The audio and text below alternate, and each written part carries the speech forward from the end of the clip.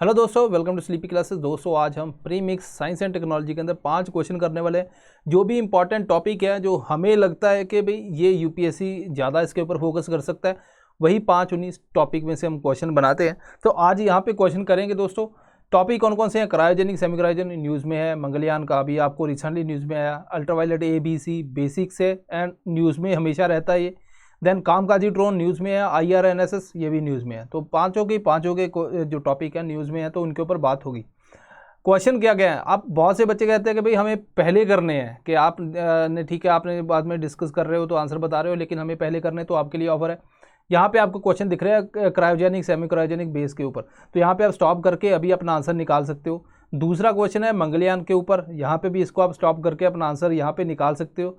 Third question है ultraviolet ABC, इनके बीच में फ़र्क क्या है भाई, तो इसके ऊपर भी क्वेश्चन है, तो ये आप स्टॉप करो और इसका आंसर दो। फोर्थ क्वेश्चन है मैच द फॉलोइंग है दोस्तों, तो यहाँ पे आपको निकालना है आंसर इसका अच्छे से। और फिफ्थ क्वेश्चन है IRNSS के ऊपर, थोड़ा सा UPSC टाइप ज़्यादा क्वेश्चन है ये बनता, क्योंकि वहाँ पे ऊपर थोड़ा सा बड़ा रहता है, इस टाइप के क्वेश्चन आते हैं, तो वहीं पे हमने डाला है इसको क्वेश्चन को। तो ये 5 क्वेश्चन है, आप अपने निकालो, तब तक हम अपने निकालते हैं, ठीक है। तो now let's solve the question rapidly, ठीक है दोस्तों। पहला क्वेश्चन है क्रायोजेनिक और जो सेमी क्रायोजेनिक के बीच में डिफरेंस। अब यहाँ पे कहता है कि फर्स्ट स्टेटमेंट है unlike cryogenic engine, semi cryogenic engine uses refined kerosene instead of liquid oxygen. Second statement है semi cryogenic engine is more environment friendly and cost effective as compare to cryogenic engine. Third statement है as per ISRO next gen launch vehicle will feature semi cryogenic propulsion for the booster stage. अगर आप देखोगे इस question के अंदर, तो एक तो क्रायोजेनिक वर्सेस सेमी क्रायोजेनिक है, तीसरा है जो अभी रिसेंटली करंट अफेयर आया, ठीक है, अभी 1-2 दिन पहले नेक्स्ट जन लॉन्च व्हीकल की बात करते हैं, ठीक है, थोड़ा सा टाइम पहले ये न्यूज़ में ज़्यादा रहा है। तो यहाँ पे आंसर दोस्तों अपना कौन सा आता है? वो आता है 2 और 3।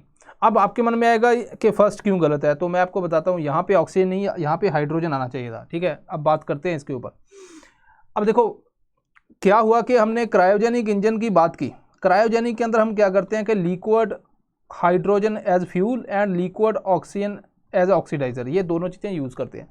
हाइड्रोजन के अपने चैलेंजेस हैं, लाइट गैस होती है, उसको हमने लिक्विड फॉर्म के अंदर कन्वर्ट करना है, -200 डिग्री सेल्सियस टेम्परेचर मेंटेन करना पड़ता है, तब जाके इनसे आप डील कर पाते हो। तो इतना टेम्परेचर रखना है एक रॉकेट के अंदर, जहाँ पे ऑलरेडी बहुत ज़्यादा गैसेस बाहर निकल रही हैं और बहुत ज़्यादा हीट टेम्परेचर बढ़ रहा है, तो वहाँ पे आप इतना लो टेम्परेचर मेंटेन करना बड़ा डिफिकल्ट है, फेलियर होने के चांसेस रहते हैं। तो हम बहुत टाइम से सोच रहे थे यार हाइड्रोजन को इतना लो टेम्परेचर को लेके जाना, इसको कोई अल्टरनेटिव क्या है, तो इसका अल्टरनेटिव निकल गया है सेमी क्रायोजेनिक इंजन। यहाँ पे क्या करता है, ये हाइड्रोजन फ्यूल को रिप्लेस करता है केरोसिन या CNG, किसी से भी ये रिप्लेस कर सकता है। तो यहाँ पे जो रिप्लेस हो रहा है वो हो रहा है हाइड्रोजन, लेकिन ऑक्सीजन स्टिल इसके अंदर एज ए ऑक्सीडाइजर यूज होगा, क्योंकि आउटर स्पेस के अंदर जा रहा है, ऑक्सीजन वहाँ पे है नहीं। तो यहाँ पे अगर आप देखोगे तो लिक्विफाई करना पड़ता है कि हाइड्रोजन एंड ऑक्सीजन को एट -183 डिग्री एंड हाइड्रोजन को -253 डिग्री।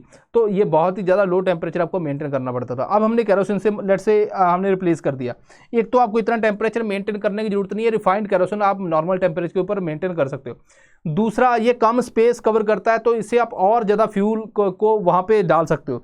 तीसरा, ज़्यादा एफिशिएंट है, ज़्यादा हायर थ्रस्ट ये प्रोवाइड करता है, ठीक है। तो ये सारे बेनिफिट हैं जिसकी वजह से हम सेमी क्रायोजन के ऊपर फोकस कर रहे हैं। अब बात कर लेते हैं नेक्स्ट जन लॉन्च व्हीकल की। तो अभी ये जो सोच रहे हैं कि इसरो चेयरमैन ने अभी बोला कि हम नेक्स्ट जन लॉन्च व्हीकल बनाएंगे जो इसरो को PSLV को रिप्लेस कर देगा। PSLV के अंदर क्या है और इसके अंदर क्या ऐसा खास होगा? एक तो ये 3 स्टेज हो जाएगा, ठीक है। दूसरा, ये रीयूजेबल हो जाएगा। पहले क्या होता है कि अपना रॉकेट गया और लॉन्च कर दिया, रॉकेट खत्म हो गया। अब रॉकेट नीचे लॉन्च होगा, थ्रू पैराशूट लॉन्च होता है या फिर वैसे डीएक्सेलरेट करता करता जैसे SpaceX वगैरह के लॉन्च करते हैं वैसा वापस आता है, वो देखने वाली बात होगी। तीसरा, उन्होंने बोला यहाँ पे वहाँ हम semi cryogenic propulsion engine use करेंगे और इसको बहुत ही सिंपल मेथड रखेंगे, इजीली ये असेंबल हो जाएगा और हम इसके लॉन्च करेंगे। तो ये इसरो का अभी जो है आने वाले टाइम में देखते हैं क्या करते हैं। सेकंड क्वेश्चन है मंगलयान लॉन्च्ड बाय इसरो, बताओ जी इसके अंदर कौन सी स्टेटमेंट करेक्ट है। पहली स्टेटमेंट ये कहती है it made India the only country to be successful in making its space craft orbit in the Mars in its very first attempt. Second है recently Mangalyaan craft ran out of fuel due to back eclipses. Third है the battery of Mangalyaan was not design to handle an eclipse. 1 only, 2 और 3, 1 2 1 2 3। चलिए जी, तो यहाँ पे 1 2 का 4 दोस्तों करते हैं, क्या बनता है इसके अंदर आंसर? आप दिमाग लगाइए, मुझे तो आंसर पता है, तो आंसर आएगा दोस्तों 1 और 2। अब यहाँ पे क्या है, हमने मंगलयान जब लॉन्च किया तो उसके 6-7 महीने की यहाँ पे एक टेक्नोलॉजी डेमोस्ट्रेटर था। हमने बोला कि ठीक है इसको लॉन्च करते हैं, देखते क्या होता है, एक टेक्नोलॉजी टेस्ट हो जाएगी। तो भाई पहली में लॉन्च कर दिया, बहुत अच्छी बात। हमने क्या किया, अर्थ के ऊपर यहाँ पे एक एलिप्टिकल ऑर्बिट के अंदर उसको घुमाया और सीधा मार्स के अंदर यहाँ पे इस ऑर्बिट के अंदर इसको लॉन्च कर दिया। ओके, ये बात होगी। तो अब यहाँ पे ये तो हो गया काम। अब दूसरी बात है कि इसके अंदर हमने सोलर सेल वगैरह लगाए और इसके अंदर बैटरी बैकअप जो था, बैटरी का इस हिसाब से था कि जो एक्लिप्स आते हैं, मतलब उस टाइम के लिए जब आपका जो सैटेलाइट है उसके ऊपर सनरेज नहीं पड़ रही, उस टाइम के लिए बैटरी काम कर देती थी। तो हमने डिज़ाइन किया कि 1-1.5 घंटे के लिए जो सोलर एक्लिप्स आएगा, यहाँ पे एक्लिप्स होगा जिसके अंदर सनरेज जो है यहाँ पे नहीं पड़ेगी, तो बैटरी काम कर देगी। लेकिन हुआ क्या कि जो बैक टू बैक एक्लिप्सेस आने लगे, 7-7 घंटे का एक्लिप्स आ गया, उस टाइम पे बैटरी काम नहीं कर पाई और हम अर्थ से कम्युनिकेशन इसका डेड हो गया। इसकी वजह से ये जो है अपना कम्युनिकेशन लॉस हो गया। हालांकि भाई 6-7 महीने के लिए गया था, ये तो 8 साल निकाल गया, तो काफ़ी टाइम ऑलरेडी इसने स्पेंड कर दिया, तो मोर देन सफिशिएंट।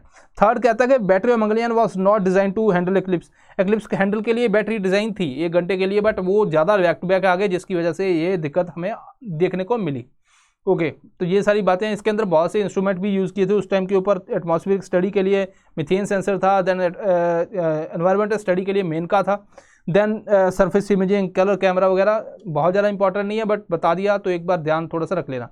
इसके बाद मेंस का क्वेश्चन बनता है कि भाई जो हम बहुत ज़्यादा स्पेस के ऊपर फोकस कर रहे हैं, यहाँ पे तो गरीबी इतनी छाई हुई है, माल न्यूट्रिशन यहाँ पे है, सब कुछ है, तो हम क्यों स्पेस के ऊपर फोकस कर रहे हैं। इसके दोनों एंगल है। एक तो भाई ये इतना पैसा नहीं लगा, मतलब 450 करोड़ लगा है, तो नासा ने तो 4000 करोड़ रुपया लगा दिया था माविन के लिए, तो हम तो बहुत कम पैसे में, और पैसा कोई वेस्ट कुछ नहीं हुआ। जब उड़ीसा के अंदर साइक्लोन आया था उस टाइम पे पहले बहुत से लोगों की डेथ हुई थी, अब हमने सैटेलाइट के थ्रू ज़्यादा इन्फॉर्मेशन दी, अब लोगों की डेथ भी कम हुई है, तो हमने इफेक्टिवली डिजास्टर मैनेजमेंट की।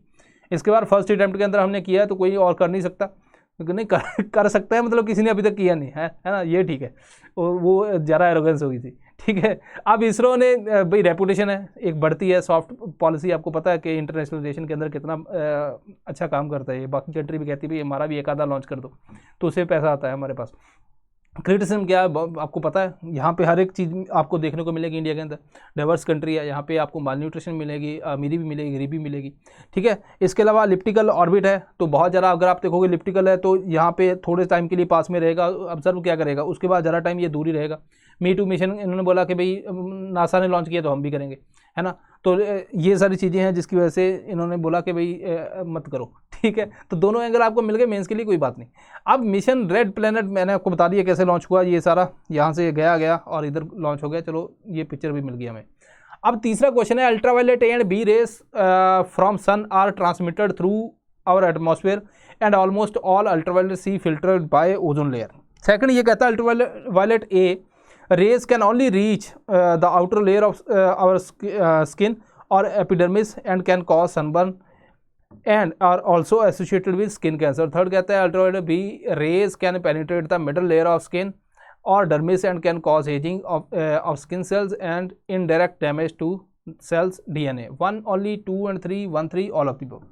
तो यहाँ पे आंसर निकालेंगे दोस्तों, यहाँ पे पहला ही आंसर ठीक है। क्यों ठीक है, ये आप इसको उल्टा कर दो, अल्ट्रावायलेट बी उधर आ जाएगा, अल्ट्रावायलेट ए नीचे आ जाएगा, स्टेटमेंट करेक्ट हो जाएंगी। अभी बात कर लेते हैं इसकी।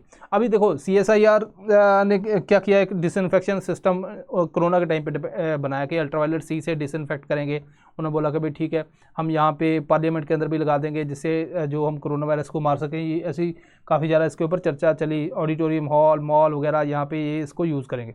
बहुत से एंगल आए, उन्होंने बोला कि यार इसका इम्पैक्ट भी पड़ सकता है ह्यूमन बॉडी के ऊपर, बहुत ज़्यादा अल्ट्रावायलेट सी लगाओगे, तो अलग अलग वहाँ पे डिबेट हुई। अल्ट्रावायलेट की बात करें दोस्तों 3 में डिवाइड करते हैं, अल्ट्रावायलेट ए बी सी अलग अलग डिपेंडिंग ऑन वेवलेंथ।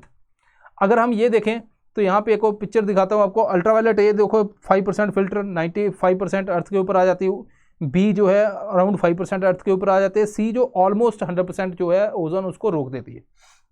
ओके, तो अब यहाँ पे एक और पिक्चर देख लो इसी खुशी में दोस्तों। अल्ट्रावायलेट जो ए है वो अपनी जो मिडल जो है अपनी स्किन है, जो आउटर स्किन के अंदर तक जाती है, डर्मिस तक आती है। अल्ट्रावायलेट बी डर्मिस तक तो बहुत ज़्यादा नहीं आती, मेनली फोकस करती है एपिडर्मिस तक। लेकिन जो कैंसर कॉज है वो अल्ट्रावायलेट बी से ज़्यादा है, क्योंकि कैंसर जिसे होता है वो सेल है जो यहाँ से इस रीजन को ही ये टारगेट करती है, जिससे मैक्सिमम स्किन कैंसर के चांसेस होते हैं। तो यहाँ पे आई होप, अब यहाँ पे आप सनस्क्रीनर भी लगा सकते हो, अल्ट्रावायलेट भी लगा सकते हो, ब्रॉड स्पेक्ट्रम जो दोनों को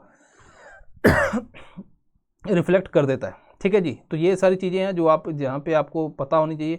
तो अल्ट्रावायलेट सी क्या है, फिर हम खुद बनाते हैं, अल्ट्रावायलेट सी ऊपर से आ नहीं रही, तो हम क्या करते हैं, बेसिकली डिसइंफेक्शन के लिए यूज़ होता है। कहाँ पे होता है, तो यही भी आपको दिखा देता हूँ। यहाँ पे आप देखोगे बैक्टीरिया, वायरस, फंजाई वगैरह, इनको जो डीएनए को, इनका जो जेनेटिक मटेरियल है बेसिकली, अगर मैं मोर स्पेसिफिक बोलूँ तो उसको ये डैमेज करते हैं। इसके अलावा हम air disinfection, water disinfection, waste water वगैरह, ये एक्वेरियम, पॉन्ड, फूड, ये सभी चीज़ों के अंदर अल्ट्रावायलेट सी हम यूज़ करते हैं। ठीक है जी, अब नेक्स्ट क्वेश्चन देखिए, match the following, consider the following matches: Vyom Mitra, half humanoid astronaut, Daksh robot, bomb disposal, कामकाजी drones, manual quenching. 1 only, 1 and 2, 2 3, 1 and 3। चलिए दोस्तों, अब इसको क्विकली आंसर दीजिए। ये इजी है, आपको कुछ ना कुछ आंसर मिल गया होगा, लेकिन यहाँ पे जो डिफिकल्ट था वो था दक्ष रोबोट। अब आपके दो ऑप्शन बनते होंगे, या तो ये है या ये है। तीसरा आपको पता था गलत है ना, पहला आपको पता था सही है, लेकिन तब भी आप 50-50 के अंदर फंस गए। तो ये भी ऐसे इस टाइप के यूपीएससी के अंदर आते हैं। बहुत ही ईजी कोई ऑप्शन होता है, हमें लगता है यार ये तो बड़ा ईजी है, लेकिन वो ऑप्शन जो है, ऑप्शन डिफिकल्ट होते हैं। ऊपर तो ठीक है, लेकिन बात तो तब बने ना ऑप्शन की। अगर ऑप्शन ठीक है तो हमारा आंसर इजीली निकल जाता है। तो देखो सिंपल चीज़ें थी, उसके अंदर भी ऑप्शन गड़बड़ा गए। तो अगर बात करें रोबोट, यहाँ पे तो व्योम मित्रा का आपको पता है इसरो ने बनाया, हाफ ह्यूमनॉइड एस्ट्रोनॉट के भाई गगनयान से पहले ये सारा ऊपर नीचे चेक कराए कि क्या क्या चीज़ें हैं, ताकि बाद में हम जब एस्ट्रोनॉट जाएंगे तो कोई डिफिकल्टी ना आए। इसके अलावा दक्ष जो था बॉम्ब डिस्पोजल के लिए बनाया गया। कामकाजी ड्रोन्स, रिसेंटली यूक्रेन ने बोला रशिया जो कामकाजी ड्रोन यूज़ कर रहा है। नाम कहाँ से आया, ये नाम आया वर्ल्ड वॉर 2 के अंदर, जब जापानीज जो पायलट थे वो एयरक्राफ्ट के अंदर बहुत सा मटेरियल डाल के, एक्सप्लोसिव मटेरियल डाल के दुश्मन की टेरिटरी के अंदर, वहाँ पे जो एनिमी स्पेस है उसके अंदर सीधा वो स्ट्राइक कर जाते थे, उनकी भी डेथ हो जाती थी, सुसाइड थी। तो यहाँ पे उसी एंगल से कामकाजी ड्रोन्स हैं। ये क्या है कि इसके अंदर कोई इंसान का कुछ नहीं है, ये अपना टारगेट ढूंढते हैं और उसके अंदर क्रैश कर जाते हैं। बहुत सा मटेरियल इसके अंदर भी लोड किया जा सकता है। यूक्रेन ने ये भी बोला एंड यूएस ने बोला कि जो ईरान है वो सप्लाई कर रहा है कामकाजी ड्रोन्स, तो ईरान ने डिनाई कर दिया, लेकिन बातें तो हो रही हैं। ठीक है, तो यहाँ पे बहुत से एविडेंस भी उन्होंने दिए इसके ऊपर। अब बात करते हैं दोस्तों लास्ट क्वेश्चन की। India has become the 4th country in the world to have its independent regional navigation system, satellite system, recognised by international maritime organisation as a part of world wide radio navigation system. It means, इसका मतलब क्या है, IMO ने recognise कर दिया IRNSS को as a part of world wide radio navigation system. इसका implication क्या है कि all merchant vehicle are authorise to use it anywhere in Indo Pacific ocean. All merchant vessels and small fishing vessel are also authorized to use it. Only merchant vessel are authorized to use it. Only military vessel can use it. इसका जो answer है correct है वो है all merchant vesicle and जो small fishing vessel authorise to use it. अगर हम देखें तो रिसेंटली आईएमओ ने एक्सेप्ट किया, तो यहाँ पे क्या होगा कि जो भी मर्चेंट वेसल हैं, जहाँ पे स्मॉल फिशिंग वेसल हैं, वो इसको अब यूज़ कर सकते हैं। ठीक है, अगर हम रेंज देखें तो इसकी अराउंड 1500 किलोमीटर जो इंडियन बाउंड्री है उसके आसपास ये, तो बहुत ज़्यादा ग्लोबल तो नहीं है। हाँ, अभी रिसेंटली इन्होंने बोला, दो काम किए इन्होंने। एक तो इसको ग्लोबल करने के लिए ये बोलते हैं हम नए और सैटेलाइट लॉन्च करेंगे। दूसरा इन्होंने बोला जो मोबाइल मैन्युफैक्चरर्स हैं उनको बोला कि जो भी आप मोबाइल बना रहे हो वो इसके साथ कंपेटेबल हो। तो हाँ, ऐसा नहीं कि आप सीधा GPS दूसरा ही यूज़ कर रहे हो, अपने वाला भी यूज़ होना चाहिए। तो ये दो काम किए इन्होंने। तो अब देखते हैं इसके अंदर होता क्या है दोस्तों। इसके अलावा ग्लोबल नेविगेशन सिस्टम हमने इसके ऊपर शॉर्ट भी बनाया था। ठीक है, तो वो आपने आई गेस देखा होगा। रशिया है, देन ग्लोबल की बात करें ग्लोनास है, बेडू है, गलीलियो है। अब लोकल जो है वो क्वासिजेनिथ है जापान का, इंडिया का IRNSS है। ठीक है जी, IRNSS के अंदर हमने 7 सैटेलाइट लॉन्च की, 3 जियो स्टेशन के अंदर, 4 जियो सिंक्रोनस के अंदर।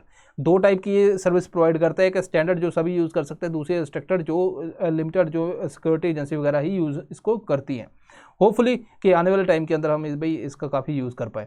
अगर आप देखोगे तो ये इसरो भी इसके ऊपर काम कर रहा है कि नेविक का जो वाइडर यूज़ बेस बनाया जाए। तो ये रिसेंटली न्यूज़ थी।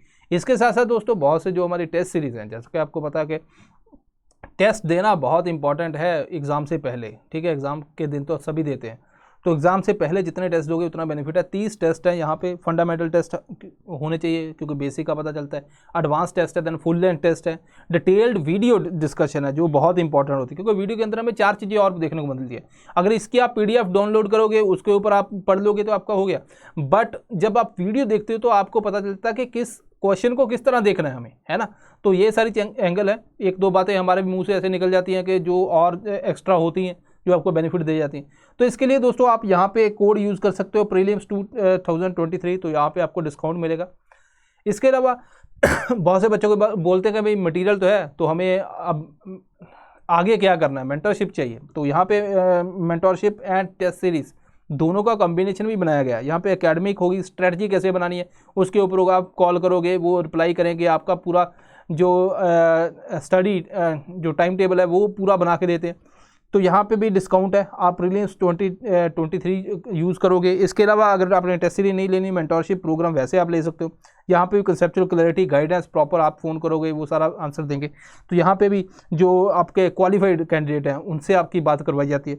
इसके अलावा यहाँ पे भी आप डिस्काउंट ले सकते हो इसी कोड को यूज़ करके। तो आप यहाँ पे कॉल कर सकते हो दोस्तों, यहाँ पे विजिट कर सकते हो, तो जैसे मर्जी। तो अगर आपने एडमिशन लेनी तो आप इसके अंदर कर सकते हो। सो दिस इज़ ऑल दोस्तों, आई गेस के हमने कुछ नया सीखा होगा, किस एंगल से बात की है। होपफुली भगवान हम पे कृपा करे, लास्ट टाइम की तरह इस बार भी भाई हमारे क्वेश्चन आ जाए। तो देखते हैं दोस्तों क्या बनता है। सो मिलते हैं next time. Thank you very much.